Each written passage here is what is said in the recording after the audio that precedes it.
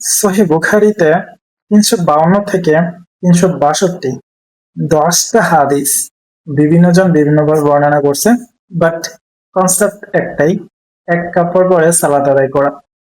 তো চিন্তা করতে পারেন সালাত অধ্যায়ের একটা হাদিস, হাদিস গ্রন্থগুলোতে সালাত কত প্রকার ও কে কে কোন অক্ত সালাত কয়টা বাজে পড়বেন, কোন নিয়মে পড়বেন, সহিহ বুখারীতে এরকম কিছু বলা হয় নাই। কিন্তু এক কাপড় পরে সালাত আদায় করছে, এই একটা কথা বিভিন্ন ভাবে বিভিন্ন অ্যাঙ্গেলে এক একজনের সাথে আবার এক একজনের মিলও নাই, এরকম ভাবে বলা হয়েছে।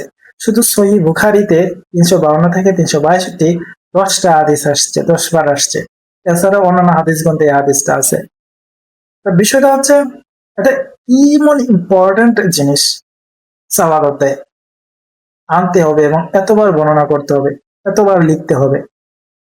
আর যদি এটা ইম্পর্টেন্ট হয়ে থাকে, আমাদের প্র্যাকটিক্যাল লাইফে কই সে অ্যাপ্লাই দেয় যে এক কাপড় সালাদ আদায় করা? আর আমরা তো জানিই না, এখন পর্যন্ত আমি জীবনে শুনিই নাই নিজে হাদিস গ্রন্থ না পড়ার মানে পড়ার আগে। আপনি শুনছেন এখন পর্যন্ত যে এক কাপড় সালাদ আদায় করতে নবী সাল্লাল্লাহু আলাইহি ওয়াসাল্লাম? আর এটা এতই গুরুত্বপূর্ণ একটা হাদিস যখন বারবার রিপিটেশন ঘটে, তার মানে বুঝতে হবে আপনাকে এই সে হাদিসটা খুবই গুরুত্বপূর্ণ। কারণ সবাই অনেকেই বর্ণনা করতেছে এই হাদিসটা, যেহেতু এই হাদিসটা অনেকেই বর্ণনা করতেছে আর হাদিস কিতাবে ইমাম বুখারী বারবার আনতেছে এটাকে, তার মানে এই হাদিসটা ইম্পর্টেন্ট, গুরুত্বপূর্ণ তার কাছে মনে হয়েছে। তো এই জিনিসটা আমাদের প্র্যাকটিক্যাল লাইফে তো অ্যাপ্লাই হওয়া উচিত, উচিত না? কিন্তু আদৌ কি আমাদের লাইফে, প্র্যাকটিক্যাল লাইফে এই আমল অ্যাপ্লিকেবল? অ্যাপ্লাই করি আমরা? কেউ কি করে? এক কাপড়ে কি আদৌ পড়া পসিবল সালাদ?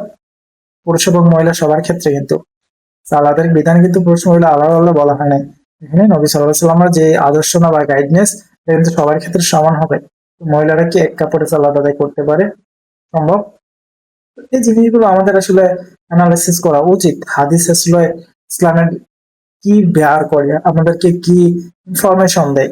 আমি আহ সরাসরি আপনাদেরকে কিছু বলি, অনেক ভিডিওতে বইলে ফেলি, আবার কিছু ভিডিওতে আমি ট্রাই করি নিজেকে কন্ট্রোল করার জন্য। আমি আপনাদেরকে জাস্ট বলতে চাই এতটুকু, যারা ইসলাম নিয়ে ইসলাম নিয়ে একটু আবেগী, তারা ইসলাম সম্পর্কে জানতে হবে, ইসলাম সম্পর্কে পড়েন। বিশেষ করে আল কোরআনটা আগে সম্পূর্ণ A to Z শেষ করেন। বা শেষ করলে হবে না, অ্যাটলিস্ট 2বার বাংলা ট্রান্সলেশনটা আপনি পড়বেন, মনোযোগ সহকারে পড়বেন। তবে আল কোরআন সম্পূর্ণ পড়লেও আপনি অনেক কিছু আসলে বুঝবেন না, কারণ আল কোরআন হিউজ একটা নলেজের ভান্ডার। আল কোরআনে বিজ্ঞানের অনেক আয়াত আছে, ফিলোসফির অনেক আয়াত আছে, আল কোরআনে অর্থনীতির অনেক আয়াত আছে, আল কোরআনে সমাজ ব্যবস্থা, বিচার ব্যবস্থার অনেক আয়াত আছে। আল কোরআনে মানে বিভিন্ন দিকের বিভিন্ন নলেজ, তো সব নলেজ তো একজন মানুষের নাই, আছে আপনার। তো সব নলেজ যেহেতু সব মানুষের নাই, তাহলে তারা সবকিছু বুঝবে না। তাহলে বিভিন্ন বেসিক যে ইনফরমেশন গুলো আছে, সেই ইনফরমেশন গুলো আপনি জাস্ট বুঝতে পারবেন, বুঝতে পারছেন? আর যদি আপনি শিক্ষিত হয়ে থাকেন, অনলাইনে সার্চ দিয়ে বিভিন্ন জিনিস আপনি যদি একটু ঘাটাঘাটি করেন, তাহলে আপনি সেই সম্পর্কে ধারণা পাবেন। তাহলে আল কোরআন শিখতে শিখতে আপনার পুরো জিন্দিগি নষ্ট, মানে সরি নষ্ট না, আপনার জিন্দিগি শেষ হয়ে যাবে। আল কোরআন পড়তে পড়তে আপনার জিন্দিগি শেষ হয়ে যাবে। আপনি কখন হাদিস পড়তে যাবেন? হাদিস তো হাজার হাজার হাদিস, লাখ লাখ হাদিস, আপনি কয়টা হাদিস পড়বেন? আপনাদের পৃথিবীতে আল্লাহ তাআলা কি আমাদের পাঠাইছে শুধু এই পড়ার জন্য? আপনি বলেন। যদি একজন মানুষের পড়ার পিছনে জিন্দিগি শেষ করে ফেলে, তাহলে তার ইনকাম কোথায় করবে, তার সংসার জিন্দিগি কিভাবে করবে, হ্যাঁ, তার আমল ধর্মকর্ম কিভাবে করবে, আর বাকি কাজ করে কেমনে করবে?